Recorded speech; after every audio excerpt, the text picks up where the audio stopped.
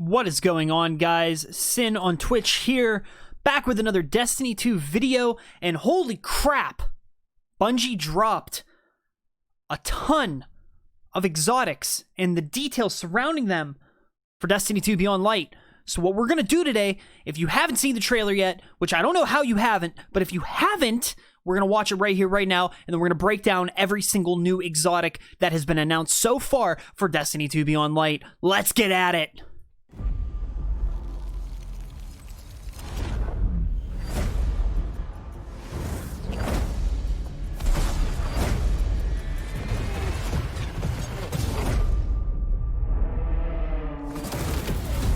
It's back!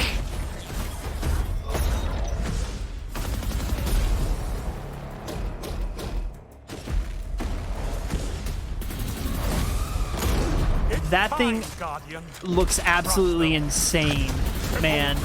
Like, that shit looks nuts. And we got a chainsaw sword, dude, that shreds barriers. An icefall mantle. It's one-eyed mask without needing to get a kill. It's insane. Like, Hunter Blink's back, first and foremost. And oh my god, like, this one looks pretty cool. Like, I like weighted knives on my hunters. Like, I like using bottom tree, so that's gonna be fun. And I am so excited for Dawn Chorus. I am so excited for this, just because it has been so long since we have gotten a good exotic for Daybreak. Necrotic Grip, Thorn in the form of a melee. And this is going to be a go-to in Trials, an overshield that protects your team on revive, and Salvation's Grip. Like, Bungie didn't need to go this hard, dude, but they did it for us. They went this hard for us.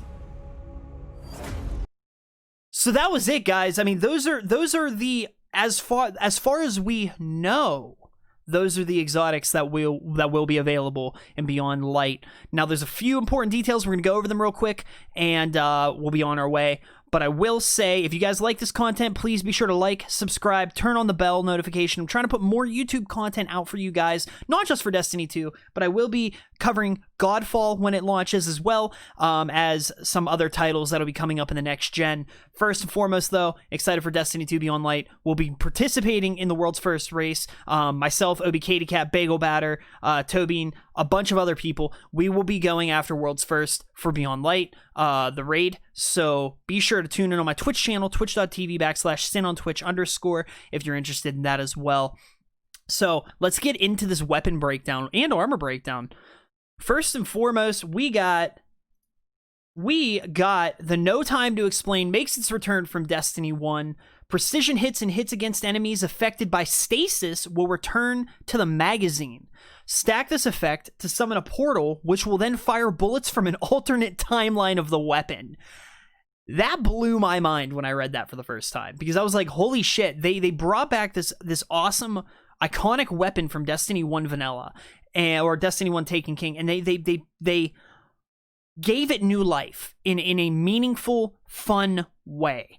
I'm very excited to see how this one plays out. And remember, this one will only be available for you in Season 12 if you have the Beyond Light Plus Season Digital Deluxe and or Collector's Edition.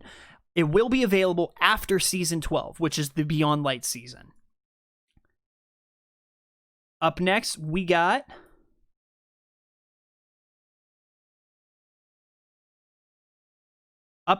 Cloud Strike. It's an exotic sniper rifle. Precision final blows will generate lightning bolts at the target location. Rapid precision shots will summon an entire storm at the point of impact. That is insane. This has practical PvP use. It also has practical boss DPS. If the damage on it's good enough, and you can get an entire team running Cloud Strike, precision shots on a boss target is going to cause an entire storm and a point of impact. So it's going to be kind of like an outbreak almost, I guess. Sustained DPS. I'm excited to see how that plays out. The Lament, a Mortal Blade, Stalwart Shield, block the Lamet to rev the blade, and then shred through shielded enemies. At its peak, damaging an enemy is going to heal the wielder. So not only is this thing going to be probably very beneficial in Grandmaster Nightfalls, where there's a lot of champions, this is going to keep you alive too, if you play it right. So that is a really, really cool weapon with a really cool practical application. I'm really happy that they're leaning into these mechanics that they brought with Shadowkeep. I'm excited to see more of that. Salvation's Grip. Redemption is within your grasp. Each fired projectile will create stasis crystals that will freeze nearby targets. Charge to increase the amount of crystals created and the freeze radius. So, first off, this is, as far as I am aware, the first weapon that will be a stasis elemental type. I don't know if there's going to end up being more that we'll get throughout the story campaign, world drops, legendaries, whatever it might be. However, this is the only weapon that I believe we are currently aware of that is a stasis weapon. So that's really exciting to see. I like how it's got like this like combination of Braytech and Fallen. It looks very, very anarchy-ish. So I'm excited to see more of that. Now we got, when it comes to exotics, I'm going to back it up here. We got Necrotic Grip for the Warlock. It's basically Thorn in your hands. A Deadly Caress compounded. Melee attacks corrupt enemies with increasing damage over time. Defeating a corrupted combatant spreads the corruption to nearby targets. It then restores melee energy. I'm not sure if they're going to make it so you have to physically hit a target to proc the poison, or if it's when your melee ability procs, the poison procs with it. If it's the melee ability, then I'm already thinking up builds that I could use Celestial Fire, Top Tree, Dawnblade with, to basically poison melt everybody in Crucible. I'm really, really excited to see how that works. Dawn Chorus, finally, after so long, Daybreak is getting some love. Feel that sweet burn. The Daybreak projectiles from the Warlock deal extra damage, and they're going to cause enemies to burn on contact. You gain melee energy each time a burn damages a target. That's going to be absolutely insane for ad clear. Really, really excited to mess with builds regarding Dawn Chorus. And I also really like the look of it. Like, it has this like ancient, like medieval executioner vibe to it. Really, really happy with the way it looks. This almost looks like this bronze, like holy armor. Really, really, really good stuff in the art department, Bungie. I have to give you guys props. All of these new exotics look absolutely incredible, and they're fresh, they're new, and I'm excited to see more of it. Arthrus's Embrace. The Hunter's Weighted Knife gains a second ricochet, and rapid precision hits gain a damage bonus that can temporarily stagger enemies. That's pretty neat. That's going to be fun both in PvE and Crucible.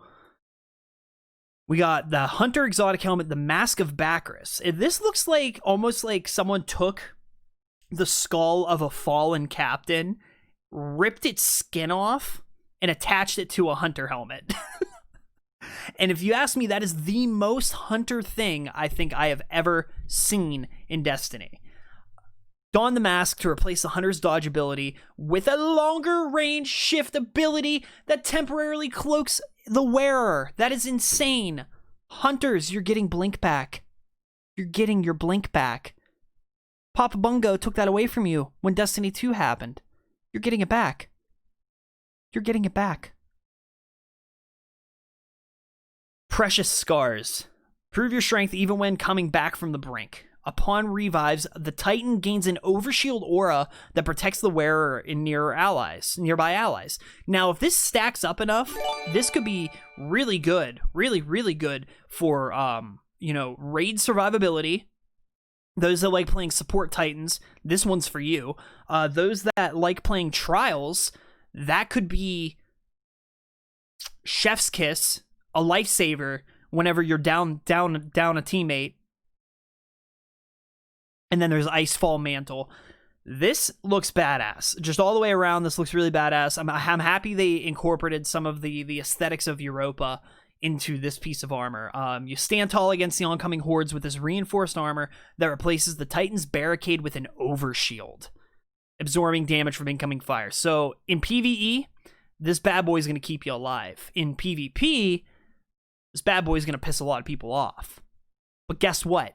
That's the fun of it. I'm absolutely excited to see how these guys play in the sandbox. I'm excited to see the sandbox changes. Hopefully Bungie goes through those at some point in the next couple weeks. But all around, so far, the exotics and the gear that we are getting out of this, I feel happy knowing that we're not just getting one new exotic weapon and like one new piece of armor per character. And to top it off, this isn't even taking into account, and we need to remember, this isn't even taking into account Hawkmoon, which we know is coming back definitely, the season pass exotic, and any exotic quests that may be coming during the season. These may not even be all of the exotics we are getting. And if I had to put money on it, I would say that more than likely, this is just a taste of what's coming in Beyond Light.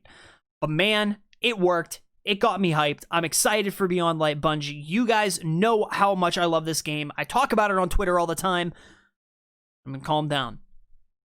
What I'm going to say, guys, if you liked the video, smash that like button, subscribe. Let me know which one of these exotics are your favorite, and let me know what you're most excited for with Beyond Light.